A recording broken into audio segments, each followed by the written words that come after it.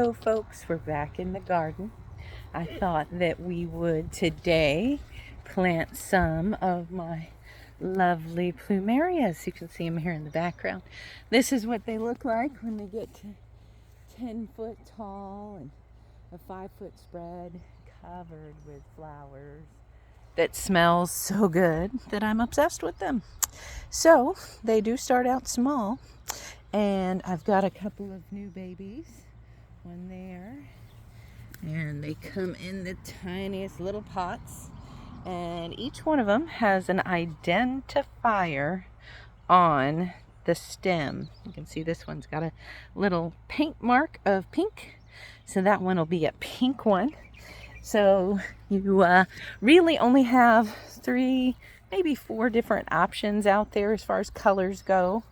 Pinks of multiple kinds, and then yellows and whites. This is a little bit of a different one. This one is called a Paducah. It has a totally different leaf here and a different flower shape from the traditional plumeria leaf, but they are in the same family here. So the plumerias get to be about 5 foot wide, and they're trees, so they could be 10 foot tall. I plant them in pots, and basically it's like bonsaiing. You can keep it small. Look at the pot. So this is that giant one, and it is in a 24-inch rim and a 1.5 deep pot, and it is doing just great. One of the secrets with plumerias is the more that they are confined in their root ball, the more flowers they will create. So this beauty is 15 years old, I want to say, and she has been in this pot for the last 5 years. And I will upsize her next year, and I'll put a video out of that so you can see it. This is one of her offsprings. So literally with plumerias, their seeds do not present the same flower as the adult. So you have only one choice to replicate exactly, which is to cut. So this was a primary branch, and now it is a new whole plant. It took about a year, and it's on its own now, happy and blooming.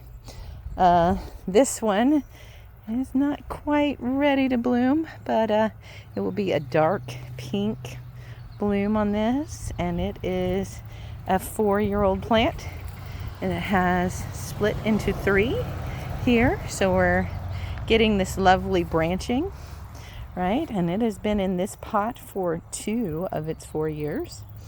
This is a new little baby here. I got it because it's yellow, and I don't have many yellow ones. I've got whites and pinks, no yellow.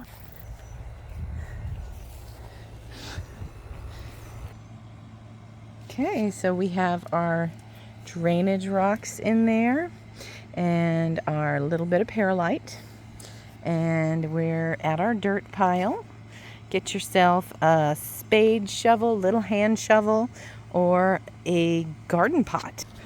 These are my favorite things to plant with because they scoop up a lot at once.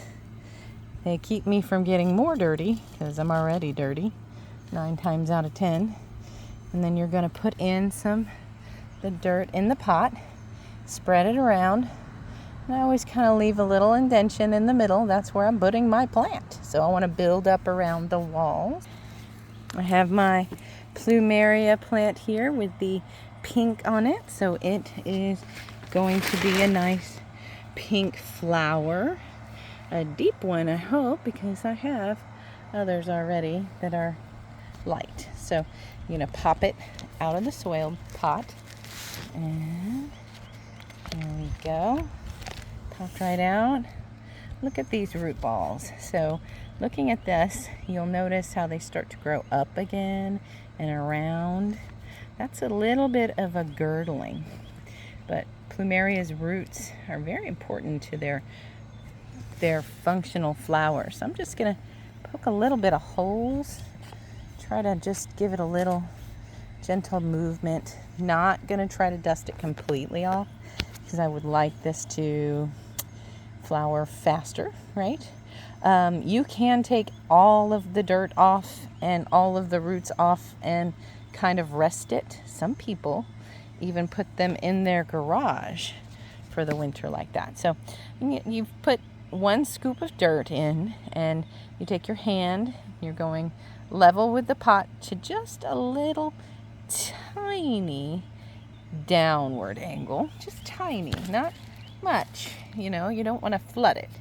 And then you start to fill around the plant.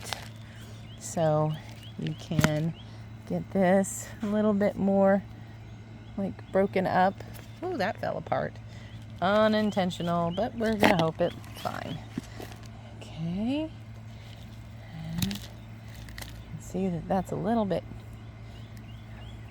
down there. Might even want to pull that up a little because its roots are way down there. It can live up higher a little, so I'm gonna give it a little boost up.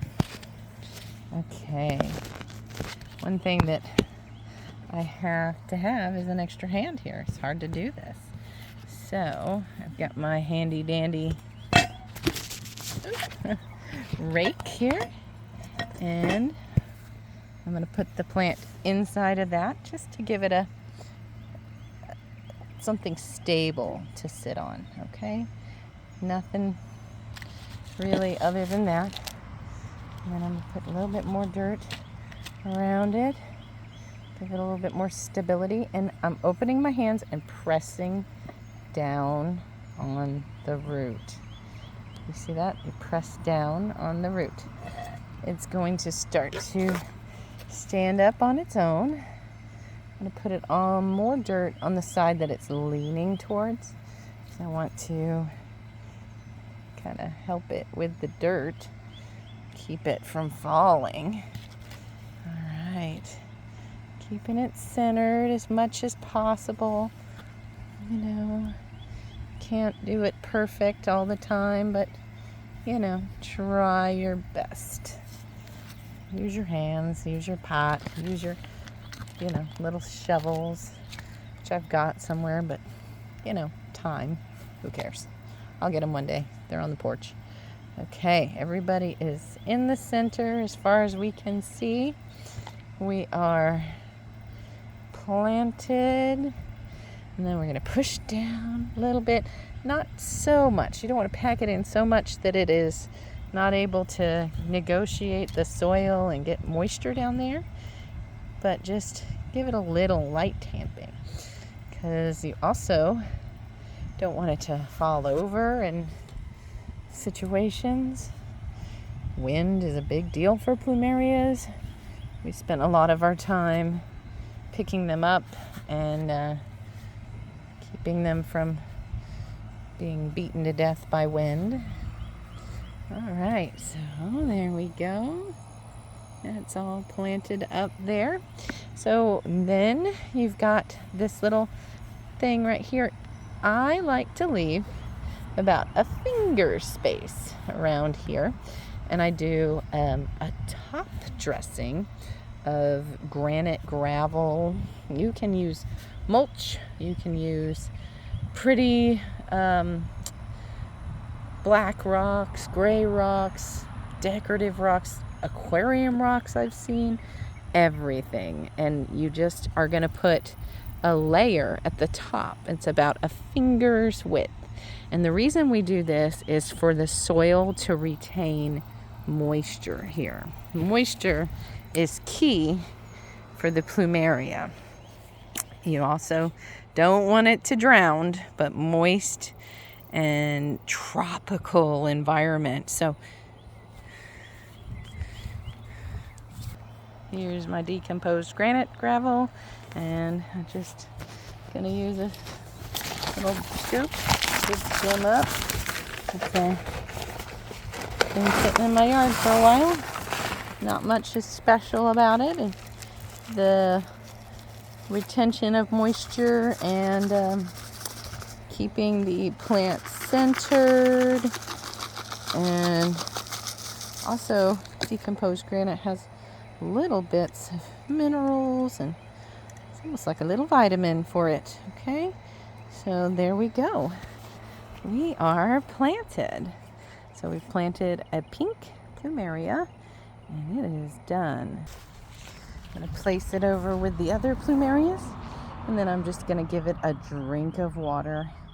I use rainwater for my plants. They prefer it to have a neutral sort of pH, and our water is very alkaline that comes out of the tap.